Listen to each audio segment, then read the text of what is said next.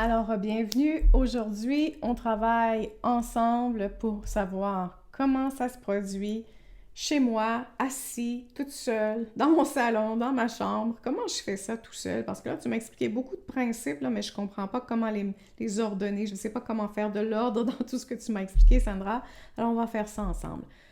N'oubliez pas, votre cahier de croissance est nécessaire dans cette vidéo-là parce qu'on est live ensemble un peu. Là, je me pré-enregistre, mais on est un peu live. Je suis pas de guide précis dans tout ça. Je vais simplement passer avec vous au travers des étapes. Et alors, il y a 3 grosses étapes dans une session IFS. Je ne vais pas dire une session parce que c'est plus qu'une fois. Là. On fait ça souvent sur plusieurs étapes.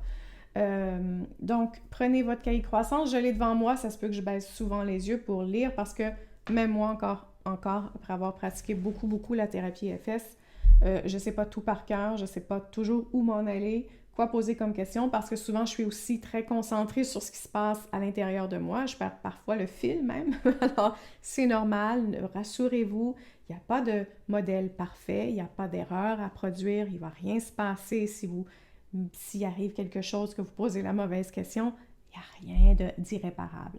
Donc, rassurez-vous avec ceci. Donc, si vous avez votre cahier de croissance, c'est la section qui s'appelle « Schéma du processus thérapeutique à faire en solo ». Donc, je ne dis pas les noms des pages, les numéros des pages parce que j'ai l'impression qu'avec le temps, je vais rajouter de l'information au fur et à mesure dans ce cahier, qui m'a demandé beaucoup de temps à produire d'ailleurs. Alors, on passe à l'étape 1. Donc, l'étape 1, je dirais que c'est l'étape la plus facile. Hein? Vous avez envie de faire quelque chose, vous avez envie de travailler sur quelque chose en vous. Moi, je fonctionne généralement de 2 façons. Soit que je m'assois et je dis, je me sens pas très bien, il y a quelque chose qui va pas super bien en moi. Je peux pas le nommer. C'est comme une forme d'anxiété, c'est comme une boule, c'est comme, je sais pas trop c'est quoi. Alors, je m'assois et je pars avec ça. Ou bien, je décide, bon, je trouve que j'agis de telle ou telle façon. Est-ce qu'on peut découvrir c'est quoi? Est-ce qu'on peut aller réparer ceci? Donc, c'est les 2 façons que je débute le travail, le processus IFS. Voilà. Nous allons appeler l'étape 1. Je ne l'ai pas appelé comme ça, mais IFS a appelé l'étape 1, trouver, focaliser, renforcer. Franchement, vous pouvez, avec IFS, là, vous pouvez appeler les choses comme vous le souhaitez. Si ça ne vous parle pas, si vous avez de la difficulté à dire une partie, je ne suis pas une partie, c'est moi, parlez-vous au jeu, c'est pas grave. Bon, je ressens ça d'un côté, je ressens ça de l'autre. J'étais comme ça, je suis incapable. Vous savez, quand on travaille, souvent les patrons nous arrivent avec des jeux de rôle. On va s'amuser, on fait des jeux de rôle. Je déteste les jeux de rôle. Je trouve ça stupide, ridicule. Je suis pas un bébé. S'il vous plaît, pouvez-vous arrêter de faire des jeux de rôle? C'est comme ça que je le perçois. C'est pas parce que j'ai raison. C'est comme ça que je me sens. Évidemment, je le dis pas. J'ai plus de patron de toute façon. Donc, je m'excuse, je vais moucher là, un peu là. Donc, vous le faites quand vous vous sentez bien. Vous ne voulez pas appeler ça une partie, n'appelez pas ça une partie. Non, vous l'appelez comme vous le voulez, ça n'a pas d'importance. Celui qui a créé, Richard Schwartz, il a appelé ça une partie parce que souvent on parle comme ça. Hein? Ah, j'ai une partie de moi qui aimerait faire ça. Ah, j'ai une autre partie qui pense ça. On parle naturellement comme ça. Alors, c'est le mot le plus facile à utiliser. Si vous ne voulez pas l'utiliser, trouvez-en un autre. Si vous avez envie de dire le je à chaque fois que vous parlez de quelque chose, dites le je. C'est pas grave. Vous allez arriver au même résultat, voilà. Donc, la façon dont vous vous sentez à l'aise ou pas, c'est à vous de choisir ce que vous faites. Moi, j'ai appris au départ, c'était le je. Et un jour, j'ai comme compris que je pense que mes protecteurs ont comme compris qu'il n'y avait pas de danger d'utiliser le mot partie, que j'étais pas dans un rôle, que c'était plus facile de comprendre, que c'était plus facile de créer une séparation d'ailleurs, de sentir que je pouvais comme les mettre un peu plus loin de moi, les éloigner de moi, ces parties. Donc pour moi, c'est venu naturellement de passer du jeu à cette partie-là, j'étais en sécurité, j'avais rassuré mes parties sans même le vouloir, j'ai pas travaillé là-dessus parce que j'étais très sceptique, non c'est pas vrai une partie, donc j'ai travaillé là-dessus sans le vouloir, c'est-à-dire que ça est venu naturellement pour moi. Pour vous, ça peut être autre chose, vous pourrez décider de parler au jeu toute votre vie, voilà. Donc, les 3 premières étapes, ou l'étape 1 avec 3 sous-étapes, disons-le comme ça, s'appelle trouver, focaliser et renforcer. Cette étape-là se fait assez rapidement ou pas rapidement, si vous avez plus de difficulté à comprendre vos parties. S'il y a des gens qui souffrent de troubles dissociatifs de la personnalité, ça peut être très, très, très difficile de commencer le unblending, comme on a parlé, donc commencer à démêler tout ça et à avoir un soi et une partie, donc être capable d'observer quelque chose qui se passe en soi. Chez les personnes qui souffrent de ça, c'est très difficile. Donc, je ne pense pas que c'est possible, mais vous savez que vous devez être très, très fonctionnel quand vous prenez le cours. Donc, comme j'avise les gens avant d'acheter le cours, je pense pas que vous soyez, que vous souffriez de ce problème-là, de ce trouble de la personnalité-là. Donc, trouver, on l'a fait ensemble, on a pratiqué ensemble ce que c'était. Donc, c'est simplement de trouver une partie cible, comme je l'ai dit tout à l'heure, et de dire je travaille sur ça ou je laisse venir à moi ce que je ressens. Et ceux qui souffrent d'anxiété, ça va venir tout seul. Vous allez vous asseoir, vous allez dire mon Dieu, je ressens quelque chose. Et là, vous allez dire c'est ma partie cible. C'est assez simple comme processus. Et ensuite, vous allez focaliser. On a fait ça. Qu'est-ce qu'on a fait dans la session audio numéro 1? On a commencé à dire qu'est-ce que je ressens? À quoi ça ressemble? Où ça se trouve dans mon corps? Donc, c'était c'était pas très ciblé, hein? C'était très généralisé où on réfléchissait à ce qui se passe, où je ressens ça exactement. Donc, ça, c'est la deuxième partie, focaliser. Et ensuite, on va renforcer ceci. Donc, on va aller commencer, une fois qu'on a commencé à se unblender, hein, se focaliser, quand on commence à voir ce qui se passe, il y a une division, une séparation qui se crée. Alors là, on va aller renforcer l'idée de tout ça. Donc, on va aller dire « puis-je te connaître davantage » et on va poser des questions pour répondre à cette question principale qui est « est-ce que tu as une couleur? Est-ce que tu as un son? Est-ce que tu as une odeur? À quoi tu ressembles? Où tu te situes? Moi, je me situe où par rapport à elle? Est-ce que je la ressens ici et là? Est-ce que j'ai une forme, une odeur? Est-ce que ça bouge autour de moi? Qu'est-ce qui se passe? » Donc, on commence vraiment à y mettre beaucoup plus d'informations parce que ça sert vraiment à prendre du recul. Quand on commence à observer une personne de loin et qu'on la décrit, n'est-ce pas, on n'est pas cette personne. Tandis que quand on marche dans la rue, là, est-ce qu'on se regarde toujours à dire « je porte un chandail jaune ». « Bonjour, mon nom est Sandra, j'ai des cheveux frisés aujourd'hui et mon chandail, il est jaune ». Non, on est ce qu'on est et on avance sans se poser de questions, à moins d'être très codépendant de savoir qu'est-ce que tout le monde pense de moi. Ça se peut, ça aussi, mais je veux dire, vous comprenez le principe, l'image que je vous dis. C'est la même chose, mais on veut observer de loin pour pouvoir commencer à séparer tout ça. Dans le processus, quand la réponse est, vous allez vous parler, là, vous allez vous poser vos questions dans votre tête, parce qu'évidemment, c'est un processus qui se passe dans votre tête. Vous pouvez aussi utiliser la cartographie, dessiner, tout ça, je vous le conseille fortement, parce que vous allez voir, les parties sont très, très multiples. Alors moi, j'ai des feuilles, de nombreuses feuilles avec des parties. Et ensuite, plus tard, je vous montrerai comment on peut cartographier nos parties pour s'en rappeler plus tard quand on revient travailler là-dessus. Pour l'instant, on revient ici. Ce que je vous dis, c'est que quand on dit numéro 1, numéro 2, numéro 3, trouver, focaliser, renforcer, il se peut que quand vous posiez une question, tout à coup, vous n'ayez pas de réponse, qu'il y ait un refus du corps, qu'il y ait un blocage, qu'il y a une peur qui vient de se soulever à un tel point que même quand vous lui demandez, est-ce que tu pourrais juste, je comprends ta peur, est-ce que ce serait correct si je te laissais juste de côté pendant quelques instants? J'aimerais parler à la partie que vous aurez choisie. Il se peut que vous dites, je suis mal à l'aise, mais c'est quoi, on va essayer. Go, vous continuez le processus. Ou bien ce sera, non, pas du tout. Non, je suis désolée, ça va. Non, ça, je ne peux pas aller là, je ne veux pas aller là, je suis mal à l'aise. Il y a un blocage, ça vient noir, vous ne pensez plus à rien. Stop. Chaque étape, ce sera comme ça tout au long du processus. Chaque fois que ça ne passe plus, on stoppe et on revient en arrière. J'allais dire on régresse, mais c'est pas vrai. S'il vous plaît, n'utilisez pas le mot là. On revient en arrière parce qu'on est allé trop rapidement. Alors, on revient en arrière. Encore une fois, ceux qui auraient des troubles de personnalité quelconques ou dissociatifs ou vraiment qui a des traumatismes très, très, très profonds, le unblending c'est plus long à faire, beaucoup plus long à faire chez certaines personnes, et je ne pense pas que ce soit le cas avec les gens qui sont dans le programme, là, mais quand on parle de traumatisme très, très, très grave, il y a des gens qui, les 2 premières étapes, ça demande des mois et des mois. Alors, vous pouvez imaginer qu'il y a certaines personnes que ce sera difficile plus que d'autres. Vous n'irez pas probablement juste Vous n'irez pas probablement jusqu'au bout de ces nombreux mois, là, mais je veux dire, je veux vous expliquer que c'est possible que ce soit long. Alors, prenez le temps qu'il faut. Il n'y a pas de presse. Vous êtes pressé par quoi? Par rien. Par rien, par rien. Vous êtes seulement là pour ce qui se passe en vous. Et si ce qui se passe en vous, ça demande 3-4 mois, ça demande 3-4 mois parce qu'après, vous irez beaucoup mieux. Si vous abandonnez, il n'y aura aucun avancement, aucune progression. Alors, vous devez prendre le temps qu'il faut pour vous sentir bien, pour accepter votre processus. Ça fait 20 ans, 30 ans, 40 ans que vous êtes traumatisé, que vous vivez avec ces traumatismes. Alors, s'il vous plaît, pensez pas que vous allez vous soigner en une session, en 3, en 10 sessions. Ça demande du temps, ça demande vraiment de la patience.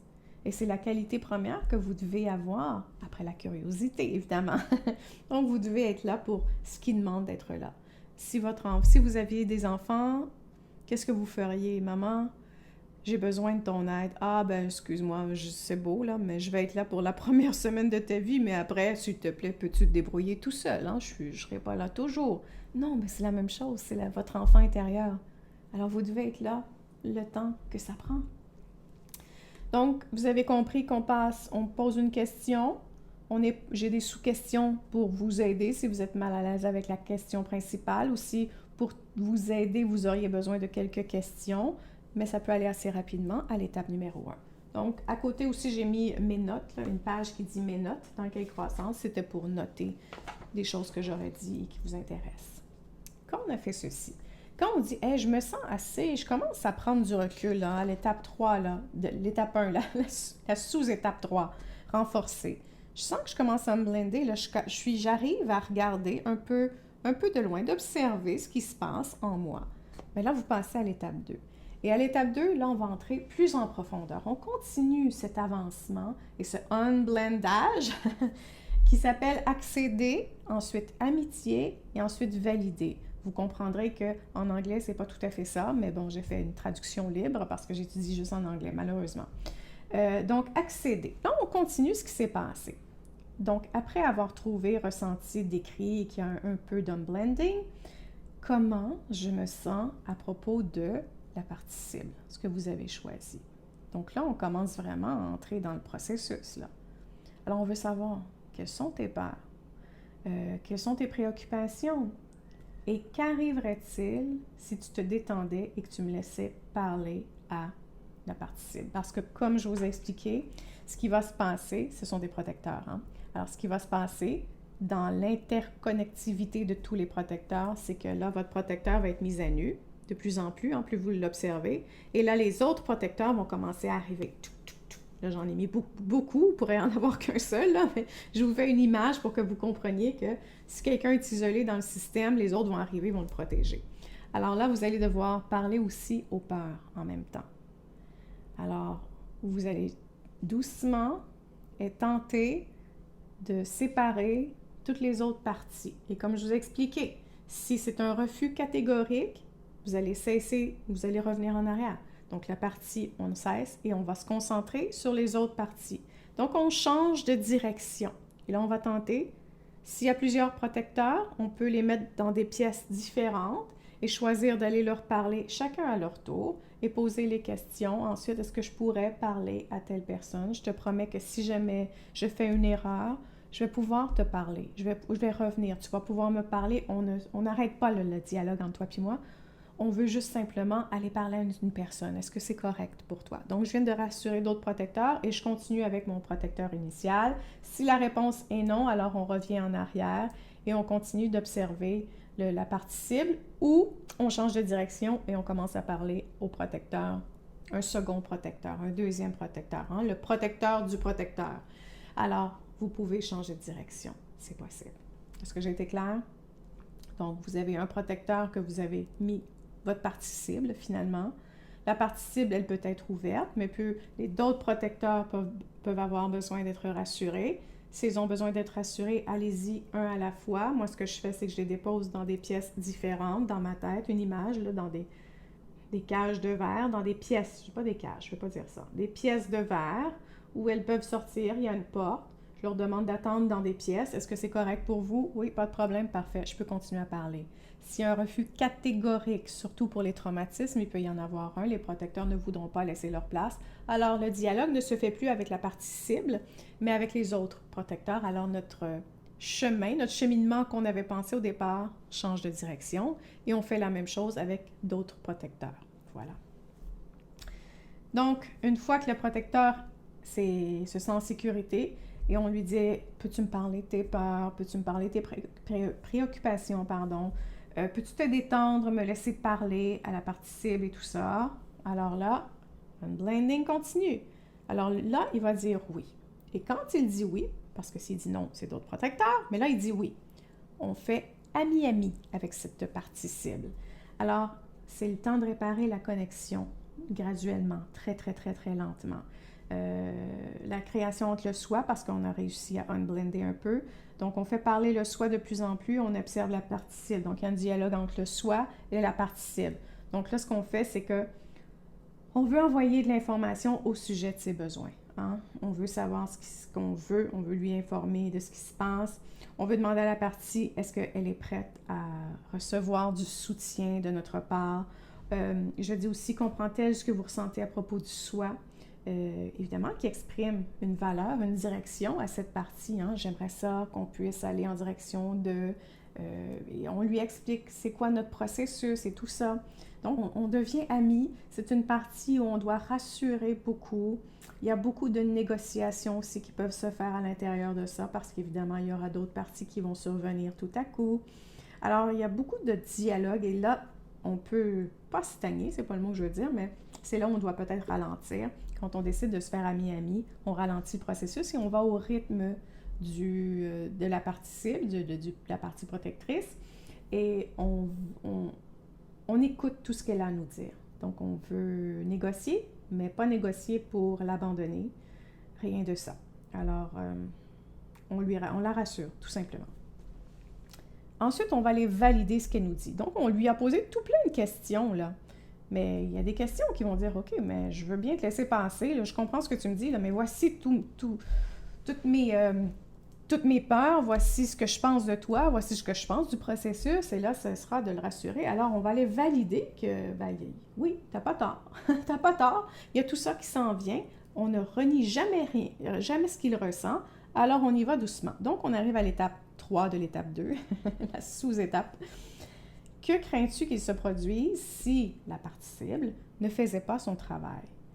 Alors, j'explique que dans le cas d'un traumatisme, les parties cibles là, n'aiment pas du tout révéler leur vulnérabilité, n'aiment pas du tout se présenter, se mettre à nu. Ça n'a jamais été leur façon de faire. Alors, quand on leur pose des questions pour les dépouiller, là, mais les mettre de plus en plus à nu ou les découvrir ou les comprendre, ils se sentent très mal à l'aise. Alors, on continue le questionnement. Et là, je dis une façon de faire pour parler à ces traumatismes, c'est le « et qu'est-ce qui ». Donc, vous comprenez quand on dialogue là, avec quelqu'un, on dit « OK, et qu'est-ce qui serait terrifiant à propos de cette partie? » Donc, si le protecteur disait « Tu sais quoi? Je peux pas laisser aller ça, c'est terrifiant, je peux pas m'imaginer ce qui pourrait se produire là. » Alors, on va lui demander, on veut savoir plus, on questionne plus profondément. OK, qu'est-ce qui arriverait si tu serais terrifié? Ah, je pense que quelqu'un pourrait me faire du mal. OK, et qu'est-ce qui arriverait si quelqu'un te ferait du mal? Ou qu'est-ce qui arriverait? Comment quelqu'un pourrait te faire du mal? Et là, le protecteur va se rendre compte que finalement, personne ne peut lui faire du mal, à moins que vous soyez vraiment dans une situation de violence physique. Il est toujours protégé. Les traumatismes de l'enfance n'existent plus. Alors, à force de le faire parler de cette façon-là, tout à coup, c'est comme si la logique se mettait en place. Si vous êtes encore dans la situation abusive, bien là, c'est sûr que ça ne se produit pas de la même façon. C'est pas la même chose, hein? Mais là, on parle que vous êtes extrait de la situation abusive. Toutes les peurs dont on vient de parler, parce que c'est un peu ce qu'on fait. Hein? Dans la sous-question 2 et la sous-question 3, on parle de toutes les peurs que vous pourriez sentir. Alors, si vous tournez la page après la page de mes notes, vous allez voir, j'ai trouvé une solution à toutes les peurs. Parce qu'il faut négocier, donc en négociant, c'est de trouver une solution. C'est comme ça que la communication se fait en général. C'est comme ça que la communication se fait entre nous et nos parties, entre le soi et nos parties. On doit trouver une solution qui va plaire à tout le monde. Alors, on regarde la première ensemble. Je dis que vous pourriez entendre ceci de vos parties protectrices. J'ai peur qu'elles soient totalement envahies par la terreur. Première chose qu'on fait toujours, et ce qu'on aurait dû faire, ce qu'on aurait dû ressentir quand on est enfant, c'est de valider ceci et non pas de rejeter ceci. Alors, on valide. Je comprends parfaitement que tu aies peur de Sandra, peu importe, Sandra ou la partie cible ou l'autre partie protectrice ou de peu importe. Que Sandra soit submergée par une énorme dose de souffrance qui se trouve là. Hein? Ça fait du sens. Je ne vais pas nier ça. Je comprends ce que tu as vécu, alors c'est tout à fait normal. C'est ce qu'on sous-entend. Donc, on va trouver une solution pour cette partie-là. On va voir ce qu'elle en pense et on peut négocier ça aussi. Si on pouvait être certain que les parties qui supportent la souffrance ne vont pas le ou la submerger, je ne suis pas intéressée de te voir revivre ce que tu as vécu. Il y a différentes façons de le faire. Nous demandons aux parties de partager un peu à la fois. Est-ce que tu es intéressé par ça? Les parties risquent de dire oui. Si elles disent non, on entend pourquoi tu dis non et on revient toujours sur rassurer ou trouver une solution qui convient aux deux personnes pour continuer d'avancer. Alors, j'ai fait une liste de peurs qui sont c'est généralisé, là, mais c'est les peurs les plus fréquentes. Alors, c'est 1, 2, 3, 4, 5, 6, 7, 8. J'ai 8 peurs. C'est pas mal ce que vous allez ressentir, je pense bien. Alors, une fois qu'elles sont bien rassurées, tout ça, qu'elles disent « C'est quoi? C'est beau.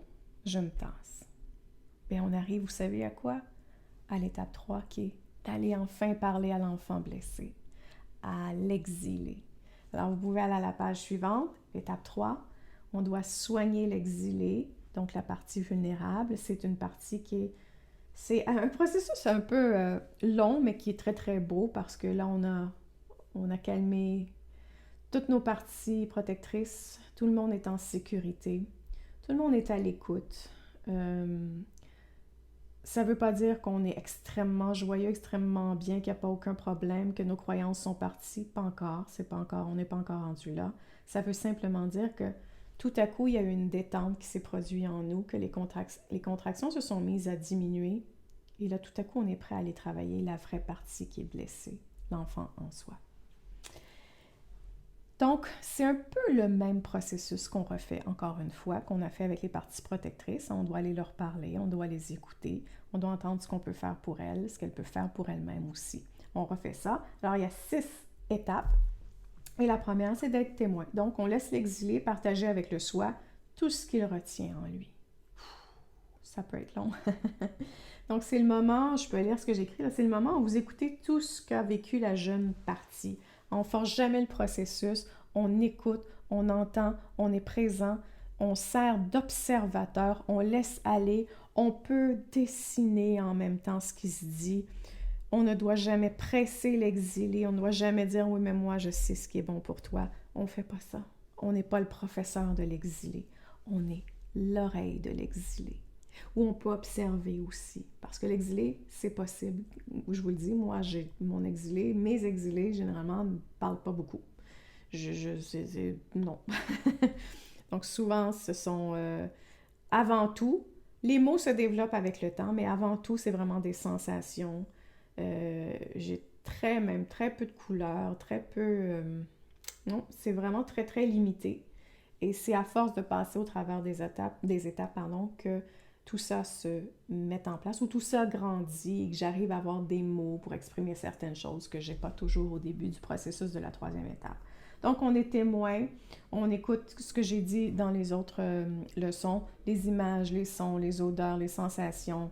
Ça peut être des croyances, ça peut aussi être des mots, ça peut être des histoires. On écoute tout ça, c'est vraiment important.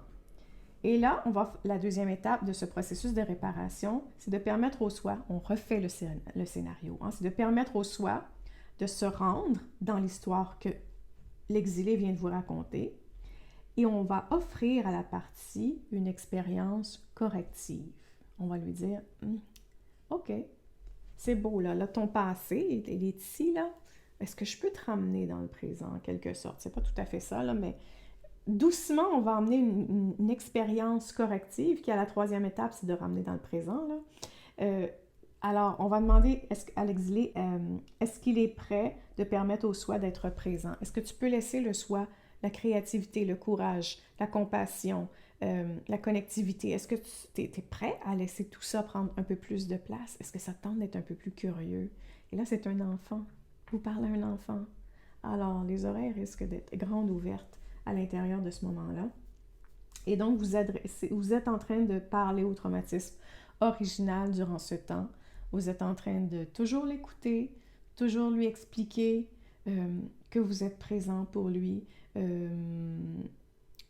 Vous retournez en arrière, vous répétez ce que vous avez entendu. Vous observez aussi, c'est vraiment important ce moment-là, vous observez aussi le moment où c'est arrivé, quand vous avez vécu telle ou telle chose. Et c'est vraiment important parce que lorsque vous mettez en lumière, je m'excuse, je baisse les yeux parce que j'essaie de ressentir en même temps dans mes propres expériences, là. Je disais que quand vous voyez ce qui s'est passé, je ne sais pas pourquoi, il n'y a pas d'explication, là, mais il y a vraiment une espèce de déclic qui se fait, qui dit, ça se fait plus que dans la tête, ça se fait vraiment dans le cœur, je vais l'expliquer comme de cette façon-là, mais il y a un déclic qui se fait qui dit « OK, tout s'explique. Là, je le vois. » Même si avant, on était capable de le verbaliser, on arrivait mal à le ressentir.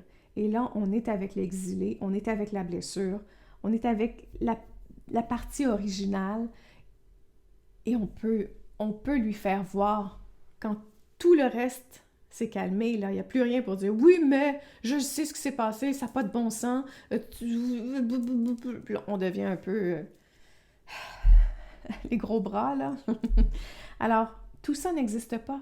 Alors là, on est en discussion seulement avec l'exilé. Et quand l'exilé est tout seul, à plus se défendre constamment, à plus se faire défendre constamment, il y a une réalisation qui se produit.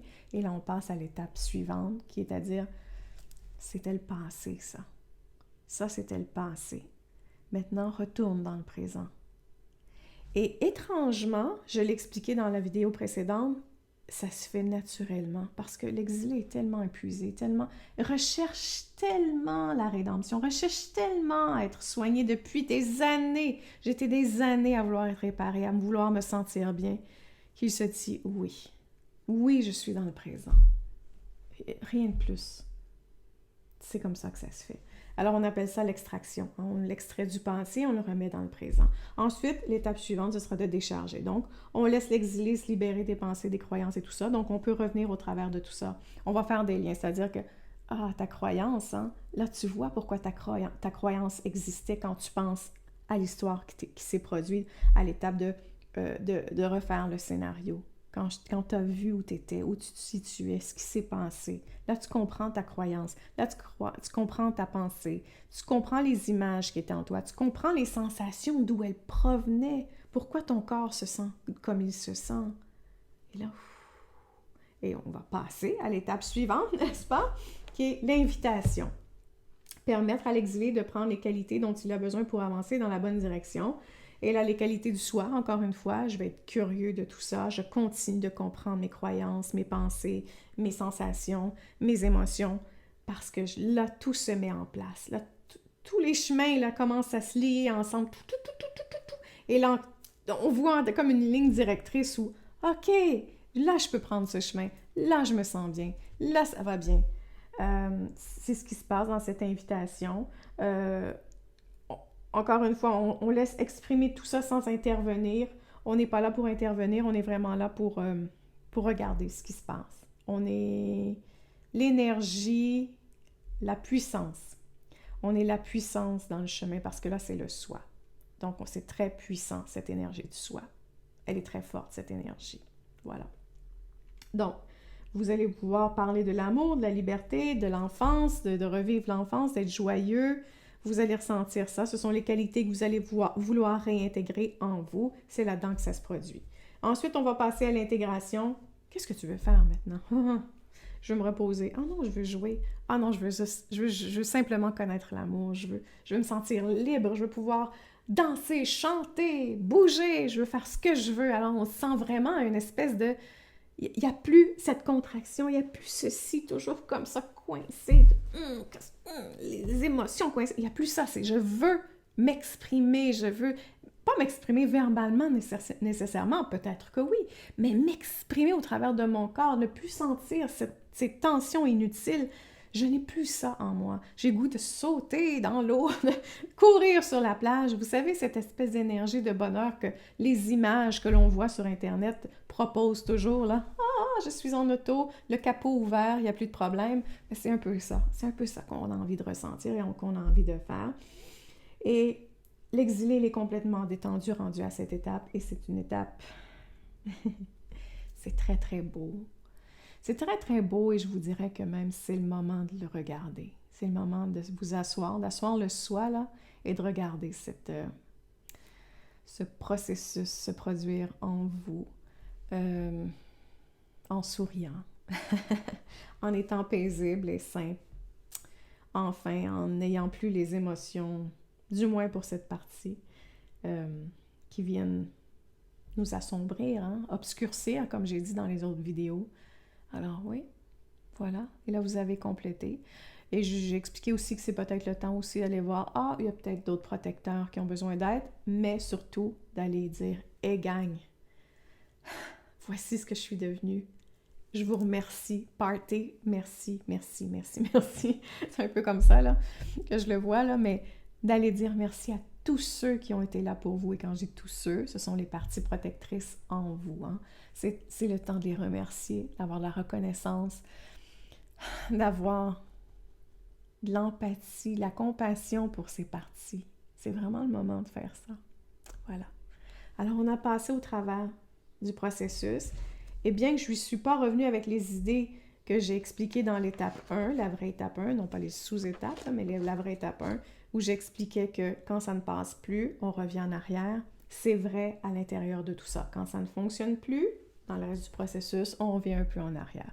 On renégocie, on rassure, on écoute, donc on fait tout, on revient en arrière à chaque fois. Donc c'est pas un pas en arrière du style « Mon Dieu, tu ne peux plus jamais avancer ». C'est vraiment « Ah, ok, on n'était pas prêt à avancer, on va rester où on était, on va continuer ce processus-là ». C'est comme ça qu'on doit le voir. Une chose que j'ai dite rapidement, si vous vivez avec des choses très difficiles, si vous voulez pratiquer IFS pour de la rage, par exemple, vous allez avoir des parties très sombres qui pourraient arriver. J'ai donné un exemple de la rage, mais ces parties sombres peuvent arriver à peu près dans n'importe quoi, si vous avez d'autres choses à guérir. Vous pouvez les mettre dans des, comme j'expliquais là, de séparer les entités ou les, je ne sais pas comment vous voulez les appeler, là, vous aurez votre nom à vous-même, là, dire, ça ressemble à une âme ou à une entité, comme je viens de dire. Vous allez pouvoir les mettre dans une pièce.